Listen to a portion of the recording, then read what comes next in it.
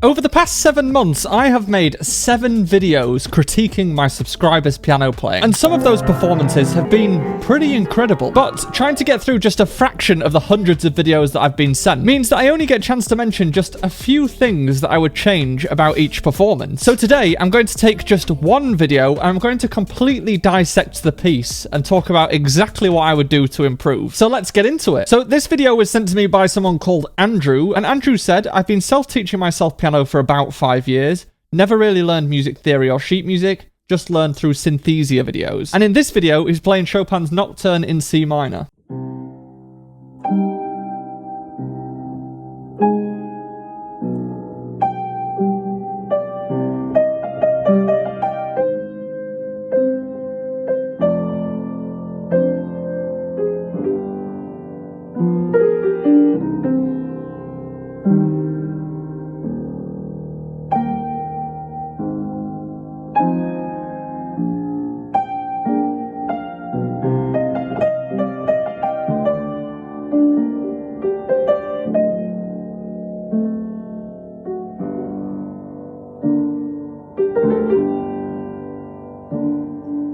Nice. So the first thing to mention is that Andrew plays it very well, and he plays it very, very musically, considering he doesn't know much about music theory or read sheet music. I do think when learning a piece like this, it is really advantageous to be able to read the sheet music, because there's so much detail written into the music that you can use to inform how you play it, rather than taking someone else's interpretation and not really knowing what you're playing or why you're playing it. An example of this is right at the beginning of the piece of music. It says mezza voce, which literally means half voice. And to me, this is interesting in 2 different ways. First of all, it implies that we're talking about voices, and the most natural instrument that there is the human voice, and when we play the piano, a lot of the time we're trying to replicate the human voice. And that is exactly what's happening in the right hand of this piece of music for the majority of the piece of music. And when you try and sing a melody, the higher that melody is, the more difficult it is to sing, and the more effort you have to put into singing the notes. And it's because of this that when we play the piano, we try and create a contour in the melody. So when the notes are lower, we play them slightly softer, and when the notes are higher, we play them slightly louder.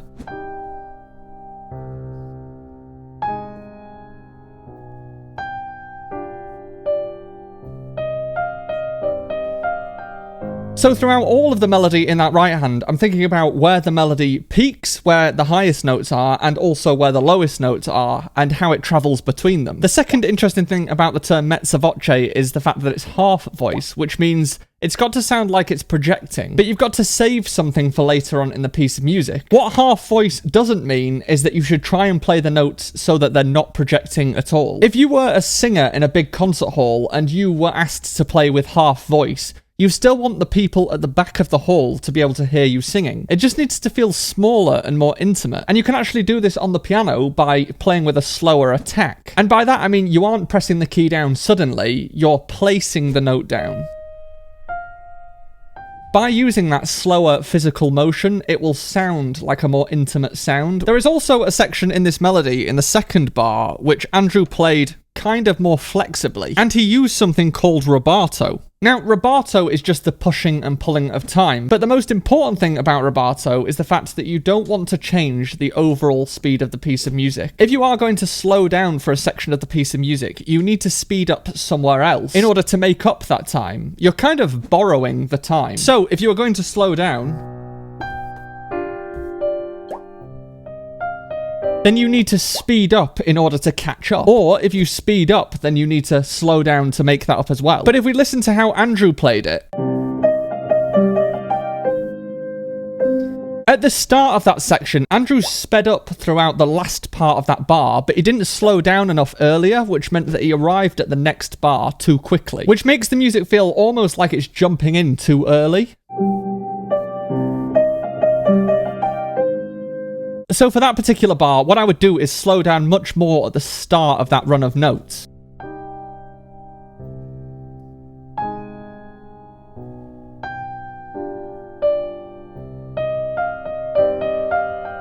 That way you arrive in the next bar in exactly the same amount of time that you would have done anyway, but you've just added some rubato and flexibility into that melody.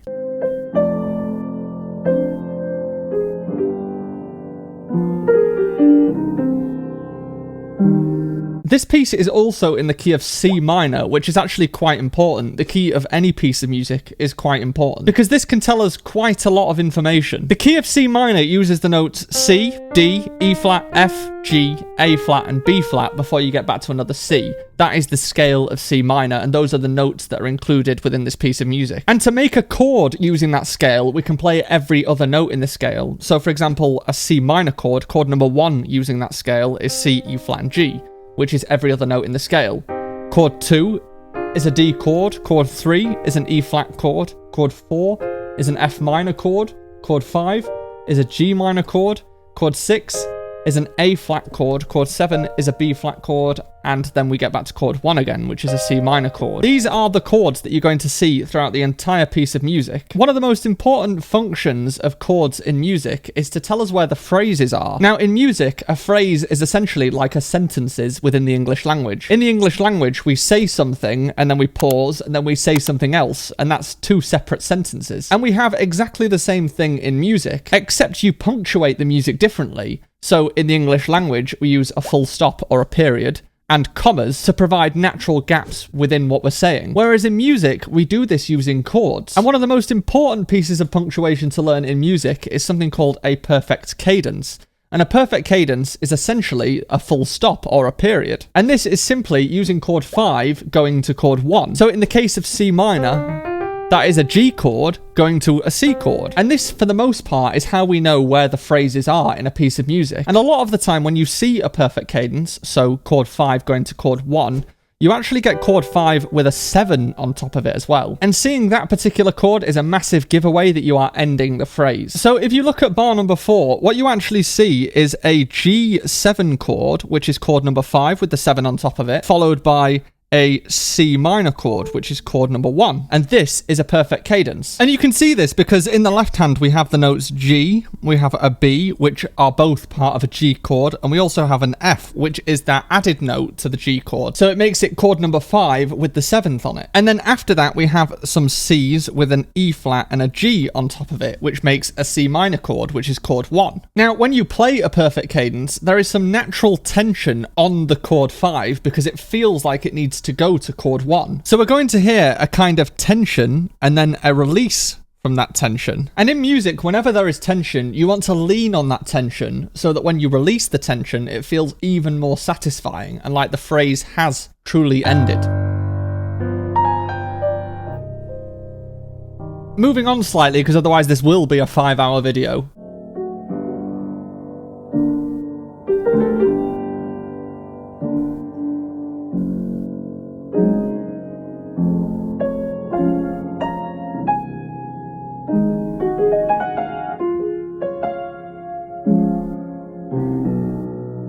Now for this next section, we actually get a load of notes that don't belong to C minor. And this is because the music modulates, and a modulation is essentially where you change key for a short period of time. So instead of being in the key of C minor, we're moving somewhere else and using a different scale. But without making this too complicated, when you see notes in a piece of music that are accidentals, so notes that are flats, sharps, or naturals written into the piece of music, a lot of the time, these notes are surprising. Even for your average listener of music who doesn't know anything about music. If you start playing a piece of music in the key of C minor, that comes loaded with lots of expectations that that person is expecting to hear. But as soon as you stray away from those expectations and you start throwing in notes that they're not expecting, then that is something that we also want to lean on and bring out because it adds some tension. So in this section of the piece of music, we actually get a lot of flats that we aren't expecting to see. And when you hear these in the piece of music, it does sound like it's going somewhere kind of unexpected. And although as a player, when you play something lots of times, you are now expecting those notes, for someone that's listening to you play the piano, they aren't expecting those notes. So you have to act as shocked as they will be.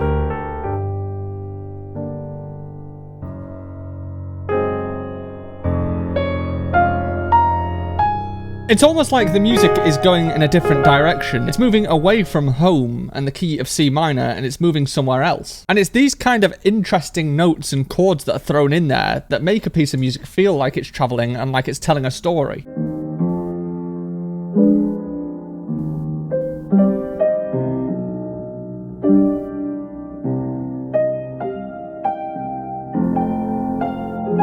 Now, in this section of the piece of music, there is a couple of things to think about. But before that, Future Matt just wanted to jump in for a second to say that I have actually opened up channel memberships on my channel. The main reason is because that will allow me to create more videos exactly like this one for my members without disrupting the natural flow of my content. So I've opened up channel memberships, which will give you loyalty badges. I will create members-only videos exactly like this one. You'll also have access to a members-only Discord in order to get help with playing or pieces. And for top tier members, you'll have priority being featured in videos exactly like this one. And you can also get direct help from me. So there are hopefully lots of benefits. And if it's something you're interested in, then feel free to join. Okay, back to the video. First of all, when you hear the same motif, so the same musical idea, but it's played at different pitches, then that also tells you something about the music. So in the right hand, we have this idea, but that is followed immediately by essentially the same idea, but it's 2 notes higher. Now, as I said right at the beginning, if something is higher, because we're trying to replicate a voice and a singer, it's going to feel naturally like it's rising and like it needs to build slightly. And this is exactly why we have this dynamic written into the music, which is piano, and that means quiet. That dynamic is written there because you will naturally feel the music build, and Chopin wanted to make sure that you came back down again. The natural instinct of most players would be to play it like this.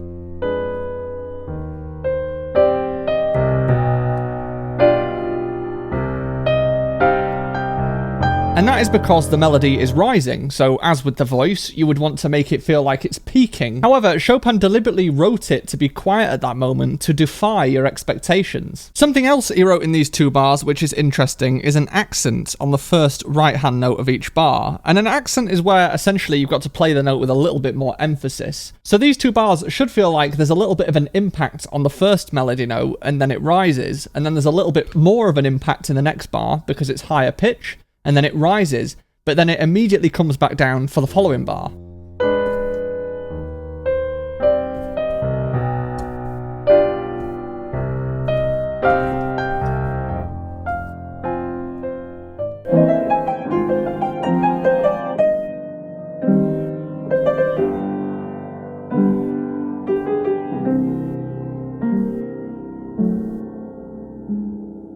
Now, this is another interesting section because once again we have a perfect cadence, so we have a full stop in the piece of music. We have chord 5 followed by chord 1, and this time Andrew did naturally lean on the chord 5 and relax on the chord 1.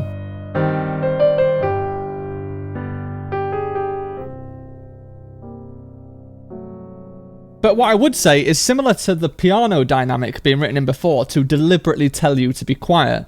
In this situation, you have a forte dynamic, an F, which means to deliberately be loud. And I do think that makes sense following all the fast notes in the previous bars. And I think Andrew could make more of that forte dynamic.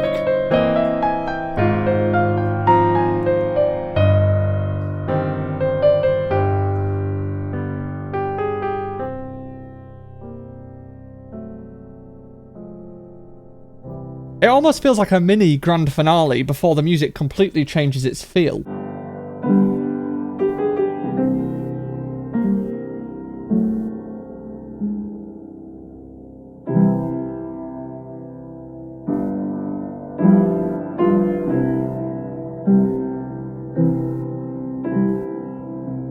And for this next section, we actually get a complete change of key from C minor to C major. Now that is a very interesting move because when you play in a minor key, a lot of the time it sounds very dark or it sounds mysterious or it's the more negative emotions. But when you play in a major key, it's brighter, especially if you move from a minor key to a major key. It almost feels like the whole tone of the piece changes, and it's like it's gone from cloudy and thundering to seeing a little bit of sun through the clouds.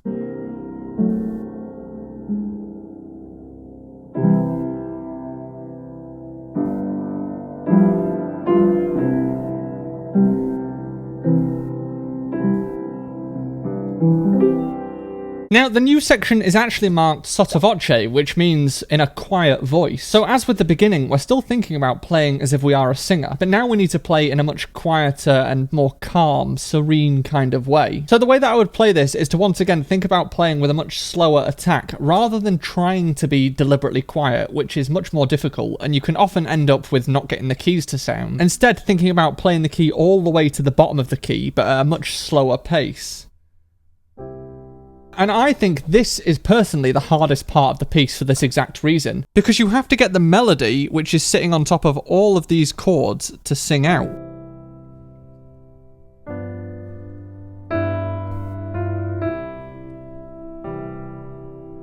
The way that I would personally practice that is to just play the melody on its own. That way you'll start naturally hearing that melody and it'll make it a little bit easier to bring it out at the top of your right hand. But also, I would play this entire section with a smile. And that sounds incredibly bizarre to say. What possible benefit could smiling while playing have? Well, when you've gone from an entire minor section at the start of this piece, and you went to this calm, serene, major, more tranquil place, if you smile, you naturally feel the positivity and the space within the music, which will help you relax, and therefore your hands relax, and therefore the sound relax.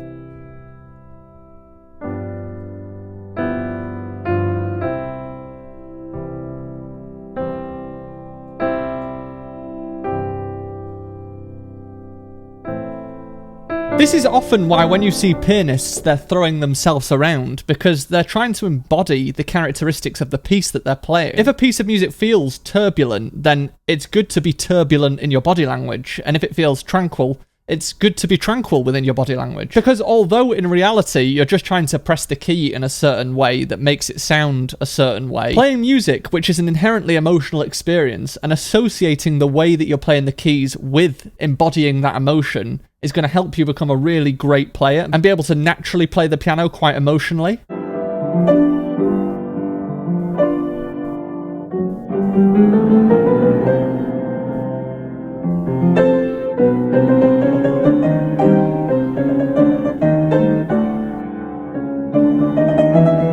Okay, so a couple of things throughout this section. First of all, when there are spread chords, or when there are chords that are difficult to reach, and a spread chord can be seen in a piece of music by this squiggly line that's next to the note, or notes, I should say. And that means instead of playing those notes together like you normally would, you spread them apart. Now, I think it's important to differentiate a spread chord with just separate notes. When a chord is written as a spread chord, it's intended for those notes to be played in quick succession. And the reason for that is because if they're played in slow succession, they might as well be written as individual separate notes in the music. So when you get a chord like this, it's important that all of those notes happen quickly, one after the other, rather than... While playing them slowly like that can be good if you're adding some rubato here and there. You've got to be really careful when there's a lot of these chords back to back. And the reason you've got to be careful is because you can very quickly lose a sense of pulse as a listener. We, as a listener, are trying to hear 1, 2, 3, 4, 1. And if you spread those chords too slowly and don't give it enough of a sense of the first beat in a bar, then it can lose some of its pulse a little bit and become quite difficult to work out exactly what's happening. And it's also for that exact same reason that when you get to these fast octaves, it's really important to put a very slight bit of emphasis on each group of 3. So the first note of each group of 3. 1, 2, 3, 1, 2, 3, 1, 2, 3. And that's less for the benefit of the pianist, really. It's more for the benefit of the listener in being able to work out where they are in the piece of music. That becomes even more important when there's loads of those sets of 3s in a row. Without being able to hear some semblance of those groups of 3, it can be really quite difficult to work out exactly what's going on. And in this case, you've got an ascending chromatic scale, and a chromatic scale is just every note on the piano.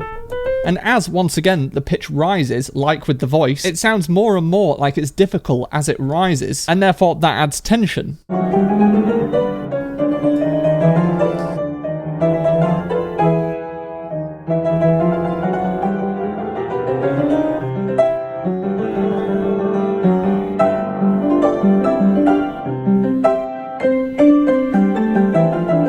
Yeah, so at this point in the music, we've reached what is the peak of the piece of music. And with most pieces of music, there is a moment in the piece of music that is kind of like the big bit. And it should come as no surprise that the big bit is at the very top of all these chromatic scales where you're playing octaves in groups of 3s. But you actually land on that chord with a perfect cadence. You get chord 5, which has been built up for a long period of time. And then you land on chord 1, which releases that tension. So all of this section here is based around chord number 5 in the scale, and then it's followed by chord number 1 in the scale. And coupling that natural tension that chord 5 gives us, alongside these chromatic scales in the left hand, which are inherently tense as well, It adds a lot of tension, which then gets resolved as soon as you land on chord number 1.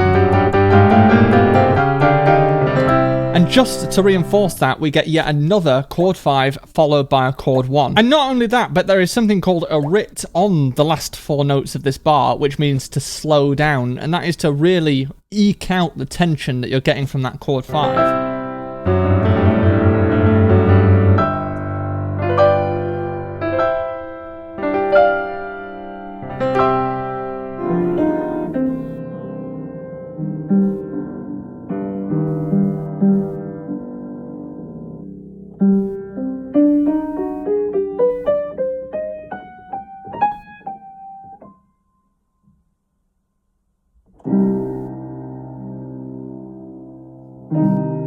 The last thing I want to mention about this piece of music is the last couple of bars, and that is because once again we get a perfect cadence. We get chord 5 going to chord 1, but also here there is a rowl, which also means to slow down. And that is actually for the exact same reason that I just mentioned, except in this case, instead of slowing down to peak at the loudest point of the piece, at this moment we're slowing down to sort of drag out the quietness of the end of the piece. And what is most interesting to me is that the very last note of this scale here, the very last note is actually the G from a G chord, and then it's followed in the next bar by the C from the C chord. So instead of having chords, we actually have just the individual notes from the chords to finish the piece off. And you literally couldn't get any more thin textured or drawn out than just having single notes to resolve the tension at the end of the piece of music. So what I think should happen is that it should be really dragged out so that you wait until the very last second to play that C and resolve the tension.